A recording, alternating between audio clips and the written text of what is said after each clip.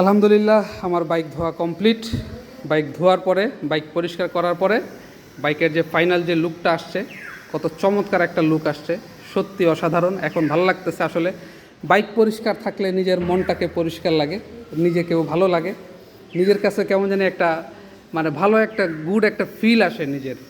হ্যাঁ, যে বাইকটা পরিষ্কার, দেখতে সুন্দর লাগতেছে। এই পাশটা একটু দেখে ঘুরাইয়া, এই যে একদম পুরা চকচকা। 1 ঘন্টা সময় লাগলো। 1 ঘন্টা সময় নিয়ে একদম পুরো পুঙ্খানুপুঙ্খানুভাবে পুরো বাইকটাকে ওয়াশ করা হয়েছে। এই কয়দিন আসলে 10-15 দিন বাইকটাকে চালায় একদম পুরো নোংরা করে ফেলাইছি।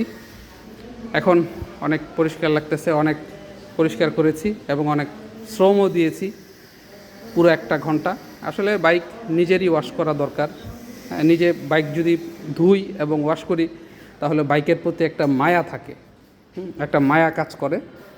বাইকও ভালো একটা সার্ভিস দেয়। বাইকও কখনো রাস্তায় বেইমানি করে না। অনেক বাইক দেখবেন রাস্তায় নষ্ট হয়ে পড়ে থাকে, গাড়ি ঠিকমতো চলে না, গাড়ি অযত্ন করে বইলা, বাইকের অযত্ন করে বইলা বাইক রাস্তায় বেইমানি করে। আর বাইকের যখন যত্ন করবেন, কেয়ার করবেন, তখন এটা আপনাকে ভালো সার্ভিস দিবে, কখনো রাস্তায় বেইমানি করবে না। আমি আসলে বাইকের অনেক যত্ন করি। হ্যাঁ, আমি আসলে আজকে 18 বছর যাবৎ বাইকে রাইড করি। তো আমি জানি যে বাইকের কি করতে হয়, কোথায় কি করতে হয়, এই আর কি। ভালো থাকবেন, সুস্থ থাকবেন। Safety drive, safety ride. সময় অনেক, জীবন একটাই। চলতে চলতে পথে কথা হবে সবার সাথে। আমি ভ্রমণ বাইকার।